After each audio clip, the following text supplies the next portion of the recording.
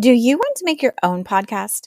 Spotify has a platform that lets you make one super easily, then distribute it everywhere and even earn money all in one place for free. It's called Spotify for Podcasters. And this is the platform that I use because it makes it so simple to record and distribute your podcast all in one place using your cell phone. What you need to do is download the Spotify for Podcasters app or go to www.spotify.com/podcasters to get started. Hello, my name is Catherine Moore, social worker, mom, coffee lover, and founder of Social Workers Rise, where we inspire social workers to connect, expand their knowledge, and change more lives than they ever thought possible. I'm so excited you found my podcast. We will talk everything social work on every level from micro to macro. We will hear the stories of social workers who are doing big things, learn new skills, and most importantly, give you actionable steps to make a difference today. Let's go.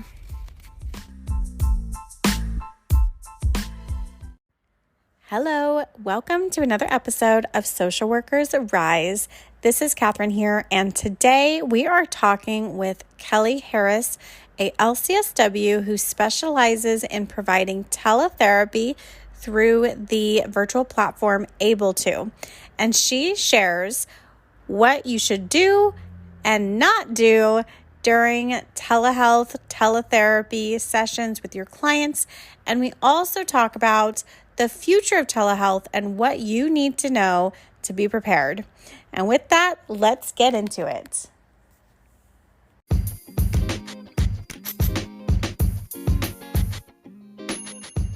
Before we hop into this episode, I want to share a brand new resource with you. As social workers and mental health professionals, we know that clinical supervision is vital to the service of our clients. But traditionally, it's been very difficult to find clinical supervision that's a good fit outside of your job.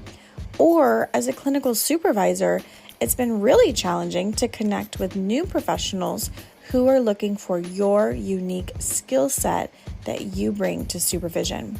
So there is a new resource that I'm so excited to share with you. The Clinical Supervisor Directory is coming very, very soon, and it is the go-to place for clinical supervision. Definitely get on the interest list now so you don't miss any updates on this launch. The link is in the show notes. Hi, Kelli. Welcome to the Social Workers Rise podcast. How are you? Great. Thank you, Catherine. I'm glad to be here. Yeah, I'm so excited to have you on. I'm glad that we were able to work this out. So I know that you've been doing teletherapy for a long time. How long have you been working in the world of teletherapy? Well, it's exclusively in teletherapy for about 6 years. So I guess in terms of the length of time that social workers have really been doing it, it's been going on longer than that. But for me, it seems like a while. I remember when I first started in telehealth about 6 years ago, I would go to conferences, getting our annual education and go to the ethics training. And people go, "Where do you work?" And I was like, "I'm working in telehealth and in teletherapy." And they're like, "Oh, you're so cutting edge." Yeah, I can only imagine because we haven't, our industry really hasn't embraced teletherapy until COVID hit, and then we had no choice. I kind of see you and the people in teletherapy prior to 2020 as like the pioneers. Right. Well, we were, and it was fun. It still is fun and exciting. But yeah, so I always used to. Now everybody does it, so no longer am I that the one that does something different. We all are in this together. Yes, but I feel like you have the answers that we need right now. Oh, well, thank you. Yeah, because providing therapy in my experience, so I come up from a medical social work background. I was seeing people in person, either in their homes or in an outpatient office. And so switching to telephone based, it was good for some people and it was also challenging for others. Have you found that there are people who are more appropriate for teletherapy compared to others? Sure. I think that's with any type of therapy, it's not one size fits all. And so, just like when you're working in a hospital setting or in an outpatient setting, treatments aren't one size fits all. The same thing is true when you come into telehealth and in teletherapy, where it's not the best fit for everyone, but for many people, they find it very helpful, very approachable.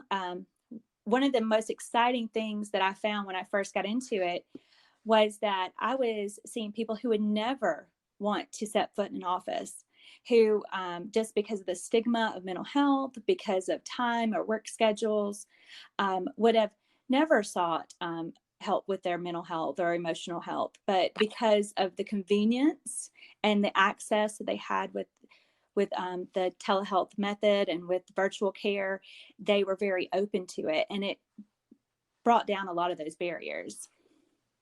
Yes, I saw that too. I noticed that some of the people who I had been trying to reach, trying to bring into clinic, they were just resistant. Like, no, I don't know. I didn't need to go see anybody. But when I started saying, oh, I'm going to check in with you by phone and I'll call you next week to check in again, they were much more receptive. A lot of men, surprisingly, were more receptive to Yes, talking on the phone versus coming in. exactly. We had even just like the inconvenience of having to drive to the appointment. People, well, we can use any excuse to get out of anything, right? So especially when it comes to taking care of ourselves, a lot of times we'll use excuses like our time. Well, I'll have to drive across town to that appointment. That barrier's gone when you have a way to meet remotely. Yes, for sure. It's so powerful. Have you found that there's certain clientele or diagnoses or just a certain type of client who benefits most from teletherapy? Well, I think that I think that one of the great things, it is available to a wide range. So the amount of people that it's not, that we would want to say did not work for, are actually fewer than the ones that it actually can work for, which is a good thing. But I do think that when you look at situations, like the first one that comes to mind is maybe where there's session safety issues. So where there is cases of maybe we suspect some marital tension or maybe some abuse in the home, having that remote care is not the best thing, because we could actually be putting them in a place of harm by holding session while they're there, by the conversations that we have and those intimate conversations where there's issues of privacy there. So we have some limitations with that. Some of our more complex needs that need more intensive care, um, especially when you're looking at maybe active eating disorders, where it's good to have someone to have eyes on the individual versus telephone. I think a lot of people have moved to telephone with the release of the COVID, with the regulations that have decreased with COVID and things like that. And so the importance of having eyes on somebody who has eating disorders or things where they could be actively losing weight, maybe some of our illnesses that deal with disheveledness, and being able to see if you are meeting your ADLs and are doing those things that are visible to the eye, maybe some chronic mental health issues, maybe some psychosis and things like that, that aren't always the ideal setting to have the telehealth or virtual care.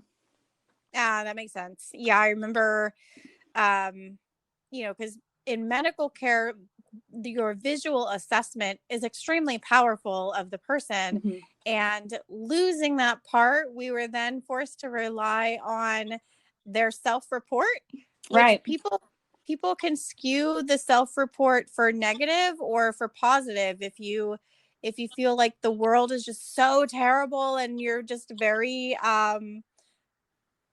very focused on what's going wrong, then you might exaggerate your symptoms, like compared to what a doctor would evaluate them as. Or if you are nervous about your decline, you'll downplay Sure. your symptoms and not be honest about it. And I noticed the same thing when it involved safety. It was very challenging because it's hard, because you can't say, oh, are you able to make it to the restroom okay? And they'll say, oh yeah, it's fine. But if you saw them in person, you would see that they can't really walk. Right. Yeah. So that's really interesting about the people who, it may not be the best fit for. Sure. And what about your tips for do's and don'ts as far as teletherapy? Do you have any of those tips for us? Sure. So I think the important thing is, first, teletherapy is not much different as far as the clinical processes than what you do in a face-to-face clinic. So just be confident in your skills, like do be confident in your clinical skills. And so that part's really the part that comes naturally. And just like we're having this conversation, it comes natural. So as clinicians move into teletherapy, the more the things you want to be aware of are the ethical issues of privacy, making sure that you have a private place to meet, and that you set good expectations for the individual that you're working with. Things that come to mind is really setting the stage for what to expect when you're working remotely with someone. So, I'm going to call it this time, be prepared to leave the distractions. I don't want you washing the dishes while we have a therapy session because that can happen. And so really setting that, even though we're not meeting in the office, we really want to set this time because it's not going to be a casual conversation. We're going to actually have a time of therapy but we're going to do it in our individual locations. And so really setting that clear expectation. I think that the technical aspect is also really important, working in this modality, because everybody comes with different abilities to use technology. So whether it is that you're using a phone-based app and you're doing some type of video session, or whether you're logging onto a computer, or even just making a phone call, making sure that the individual that you're working with knows, like, I'm going to call you, I'm going to do this by video, making sure they know how to get in touch with you if technology fails, because technology does fail. And that's just the nature of it, that sometimes technology goes down and a video might not work, or your phone's not working that day. How are you going to get in touch with the therapist to let them know? And how is the therapist supposed to speak with you when technology is just not our friend that day? Because it happens. Right. Yeah. It's true. It's true. Tech failures. Oh my gosh. I cannot with those. No, I mean, I can't overstate kind of the importance of going through that with when you're working in telehealth and in teletherapy. It's just that knowing that, yes, we have a phone call, and if you can't log on that day or something happens, this is how we're going to work this out. Mm-hmm. Yeah. And I think just normalizing that it's going to happen, so that when it does happen, hopefully neither one of you are freaking out too bad. Right. When I think about kind of the technologies and the failures and things that happen, that's one of the things that I was so grateful for being part of AbleTo, and a community that has been doing telehealth and telemedicine for as long as we have. So, or teletherapy, because when everybody quickly moved home, all of a sudden they were using new technologies, trying to learn new things. And we were already set up with we knew it worked. we already had the platform there. We already had HIPAA compliant video. And so things like that were already set up and in place. And I think that's a huge challenge for any social worker who's moving into remote work, is setting up her technology and making sure that we're using HIPAA compliant video when we're using video, that we're communicating through text and through email in forums that are private and are confidential. And a lot of times that's a hard place to navigate, especially if you haven't ever had to do that before. And so that was one of the blessings of being connected to a company that already had that already set up for us. So that was not a hurdle or even an ethical quandary. I think that for many therapists, when your state says, oh, you can use whatever means, and you go, well, wait a minute, but that means isn't private. It puts you kind of at an ethical dilemma there. Right. Yes, for sure. And yeah, because you guys have been up and running since 2008, Yes. if Google's correct. It is correct. Yes. Yeah. And that's a long time. I mean, you guys had 12 years before the pandemic. So you all were already established and doing your thing and providing therapy. And I love that last little bit of just being aware of the confidentiality laws and HIPAA and making sure that you are staying compliant within those regulations. Right. Yes. And so I would encourage, if you're going to try to do it independently, to look for those. There's options out there, but that's really where you don't try to do it on your own. There's help out there. Yes, for sure. I know, full disclosure, I looked it up on my own, and I remember just feeling so overwhelmed with the amount of systems that I would need to invest in and set up to have my own private therapy practice. It's, you have to have the malpractice insurance, the HIPAA compliant system. Make sure that your teletherapy platform is HIPAA compliant. All of these things take money. Yes. And a skill to set up. And it was a lot. It was a lot to consider. It is. And it can be really overwhelming because there's lots of choices out there and there's multiple paths to get there. And so it is one of those things that I'm very, I consider myself blessed to have good technology that is set up for me. So it's really just, as a therapist, I can trust the system and log on and visit with my participants and not have to worry about whether what I'm using is HIPAA compliant or meeting those ethical standards. Definitely. As a supervisor, do you have any specific warnings or don'ts of teletherapy for us? Yeah, might see often. Yeah, so I think it is just when you're working, it's easy for it to become really conversational, and so I think, but work with it, I guess, is my work with the participant where they are.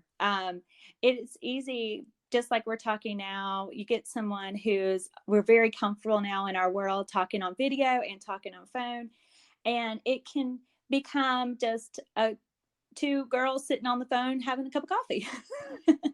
Mm-hmm. And so I think that having a set plan for your sessions, and then allowing someone to start with their story, but then also being sure that you're getting back on point, that you are still doing therapy. I think that one of the great structured formats that CBT allows for us is to kind of help us keep our therapy on path, even when we're in a more conversational format. So using those CBT techniques and the tools that are there laid out for us with that allows for us to keep it from becoming so conversational that it does become, like I said, two girls with a cup of coffee. Right. So I think that, that and the use of mindfulness tools to ease to ease both the therapist and the participant, and to kind of set the stage for entering into a therapeutic hour with someone is so important. And then to be aware of the risk. It is hard for a therapist to ask about suicidality. Like, we're just not comfortable with it. But I think that we need to become comfortable asking very plainly about risk. Have you thought about harming yourself? Those type of things, because I'm not with you. And so I have to be able to use my words to communicate and ask that. So don't be afraid to ask about risk. I think that is, nobody's comfortable saying the word suicide, but I do think that we need to become comfortable with it, especially when we're in two separate locations. Yes.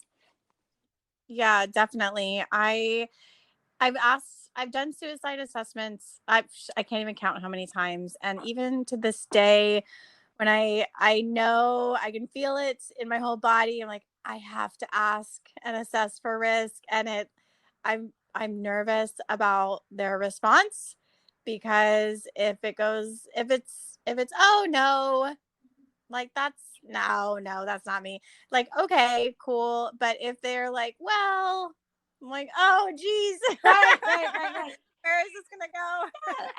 I think that there is, like, and when they go, oh, I don't know, they just open a great door for you, actually. I think that they've just said, I trust you enough to be honest with you.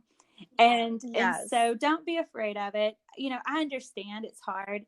Even you're in California, it's a huge state. So where you could actually be seeing someone 100 miles away from you. And I think that is a huge fear when you're seeing someone that's 100 miles away from you and they go, I don't know. Because when they're in your office, you're there with them. And so you're like, I can see that you're okay. Right. But one of the great things about when you join up with an organization like AbleTo to do remote care, you have the support of the organization. Like, you're not a lone wolf out there. And so even though you might feel like you're kind of siloed out there in California, you have the blessing, I think it's a blessing anyway, to have a supervisor who can say, hey, I'm going to support you. I'm going to support you through this crisis situation. I'm going to support you as you support this participant, as they have let you know they have suicidal thoughts. You're not in this by yourself. So if it is just that if it ends up going anywhere from the range of we're just going to safety plan to the point of we're going to call for a mobile crisis to come out there and evaluate you, you're not doing it by yourself. I also came from a medical model or a medical social work background, and I would be going to see patients in nursing homes and doing therapy within nursing homes and ALFs. And many times I felt like I was like the lone social worker out there making all the decisions and trying to do the assessment. And one of the things that I found very refreshing when I came on board with AbleTo was that I wasn't alone. I had support just a phone call away, and even more support than I did when I worked in an office. It's really kind of interesting. You would think that you're remote and that you would have less access to assistance, but I've actually found it very refreshing that I have more access and immediate access to supervisory level social workers who can walk me through difficult situations and be on the other line with me while I walk through a difficult situation with the individual I'm working with. Yes, that makes such a difference. And that's actually one of the questions that I ask whenever I'm looking for a new place of employment, looking for a job. Because I remember, being a new social worker, even if you've been doing it a couple of years, there's going to be for sure there's going to be situations that you've never dealt before, that you haven't encountered, and that you can need to brainstorm with someone else who gets it. And even since, I've been doing this 10 years, there are still situations where I'm like, oh my gosh, this is like crazy. I don't know. I think I know what to do. I'm pretty sure I know what to do, but I still need to talk it through with a trusted colleague, and even just just talking it out and say, okay, I think I need to do this, this, and that because of this. And they'll say yes, and maybe consider, doing this. So it just helps to have that those extra eyes and ears who aren't as emotionally invested in the case, and just to have that validation, like, okay, we're doing it right, we got this, we can figure it out. Exactly. Yes, that support is huge, and I think that's I think that's a great that you asked for that, because I think that is one of the things, if I ever did move to another organization, that would be one of the questions I would ask, because I found it to be such a great value where I am. Definitely. So going forward, do you feel like teletherapy is going to be scaling back, or do you feel like it's going to be growing? I think it's going to be growing. I don't think that, I think that you'll see some scaling back in certain areas. I'll give an example. I think that I have a couple of MSWs that I supervise who are working toward their licensure, and they're both working in clinics that see a lot of children. I think that they'll go back to seeing children face to face. I just do. I think that you'll see that area of teletherapy scaling back some. But at the same time, I think that they'll see some of it go increase, because some of them have found it really to work well with teenagers, that teenagers just really like opened up with it. They were very comfortable with it. And so if they have the opportunity to continue it, I think they will. I think that in general, our country is more comfortable even with seeing a doctor virtually. Like, it's really become normalized a little bit this year, or a big bit this year. I imagine that probably, I'm not a statistics, I don't know statistics, but the majority of the people who had a telehealth visit this year, that was their very first one. And I know that it got mixed results, but I think that, or they had mixed feelings about it, whether they would want it again or not want it again. But I think that everybody got a little more comfortable with it. And so I do think that will increase. I think it's a wonderful thing that we'll have more access in general. And I think that I think there's definitely a place for face-to-face. It's not going to go away. And there's definitely a place for teletherapy, and it's not going to go away either. And I think that it will just continue to increase. And I think that's the same thing with all people who are working remotely. I think we're going to see it go both ways. So. Right. Especially because I agree. I think that teletherapy will continue to grow, and it's amazing to be part of a national organization, especially when we are on the cusp of having the interstate licensure compact, Yes. which was just, are you familiar with that? It was just announced in Right. March. Yeah, I am. So that's actually, I'm actually very thrilled about it. I'm like, why didn't this happen 10 years ago? Because I didn't share this part of my story, but that's really kind of one of the leading things that got me into being into teletherapy, was that I had to move around a lot. My husband with his job was moving around a lot, and I had to get licensed in 4 different states. And it was just one of those things where we would move to one state and I have to get licensed again. And it was quite an adventure. Well, that's a very kind way of putting that, Kelli. Well, I will tell you that's the nicest way to say it now that I'm on this side of it, Right. So now Right. that I'm on this side of it, but I was sitting there in Virginia with my 4th license, and I thought, how in the world, every agency that I'd worked for had moved over to I had gone through process after process, people moving over to electronic medical records. And I was like, how can we use this technology that we have differently? And then, so I wanted to know how we could use technology in my practice. I also had 4 kids that were under the age of 5. So at that point.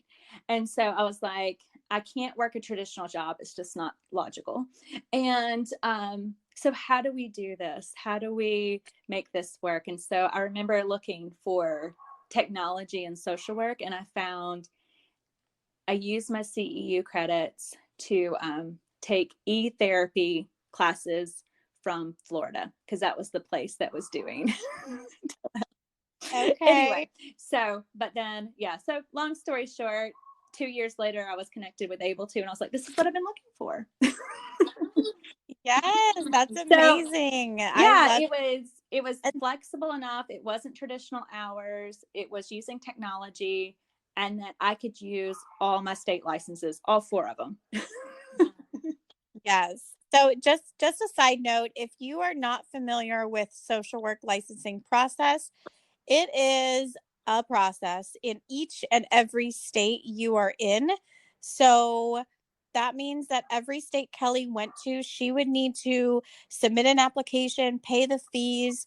Would you have to test again? So, no, I did not have to test again. I will say that Virginia was at one point going to require me to have a year more of supervision, because they didn't count my supervision.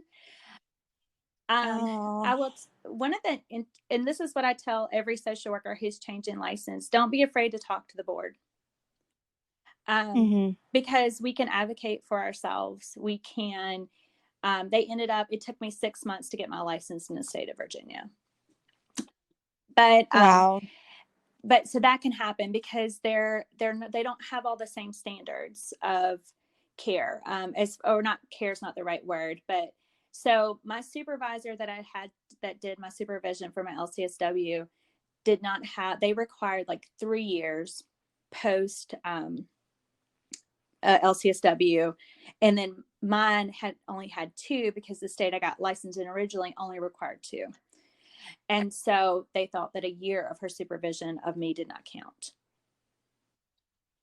Oh, wow. Oh my gosh. So, yeah. So there's so many things. So with this so the social work profession was awarded a federal grant to develop an interstate licensure compact, which means that states, my understanding is that states can sign on and agree and say, okay, yes, your license will be transferable, like in our state, we want to be included. So it just makes it so much easier. And I imagine it would free up the teletherapy space too, so that instead of just seeing clients in your own state, then it could also open you up to seeing clients in those other states. Is that correct? I believe you would still have to have a license in the states that you're going to be a part of, but I think with the interstate, with the compact, it would be easier to get the license from state to state.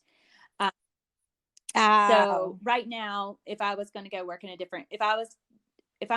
I live in Tennessee, and if I was going to do telehealth and see someone in California, I would have to go out and apply for a California license.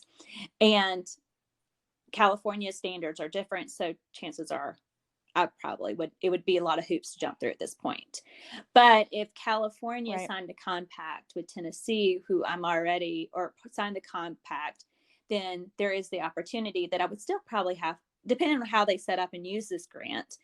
But what I foresee it happening is that I would submit, and they would say, okay, you're licensed in one of the compact states, so you just have to pay your fee versus jumping through 100 hoops and be able to have a license here, so that we know you're practicing here. So that's the way I foresee it happening. I think it's going to be beneficial, not only in teletherapy, but also like in areas that are tri-state areas, that where you have therapists or social workers who live in areas that serve multiple states. We have several of those places in our country. You know, living in Virginia, right there's DC. And so one of our difficulties right now is that when I was serving an individual who lived in Virginia, I could, if they went to work and decided that they wanted to take a call from work in DC, I can't provide therapy because they're in a they're in a location that I'm not licensed in. So it is, although their insurance and their address is in Virginia, ethically, I can't provide care for them because their location is not in a state that, or in a territory that I have licensure in. So it is, I think that with that that compact, once it's developed, it's going to be very helpful. And I think you're going to see especially a lot of help in those areas, like the DC area, where the people who go to work in DC but live everywhere around there. So yeah, shout out to our East Coast social workers. You all are amazing. I love it. Well, thank you so much, Kelli. We covered a lot today. Thank you so much. We did. And no, it was such a pleasure to meet you. And yes, I'm jealous of the sunny California. And so it's a pleasure to get to know you and to meet you. And so I look forward to other opportunities where we get to celebrate social work. Yes, of course. Where can people find you and connect with you? So I am on LinkedIn for self-care reasons. I try to limit other types of social media. Sure. But I can be found on LinkedIn. Awesome. And we will have that in the show notes for you guys to connect with Kelli and learn more about what she does. Thank you, Kelli. All right. Thank you so much. I appreciate you. You're welcome. Bye. Bye.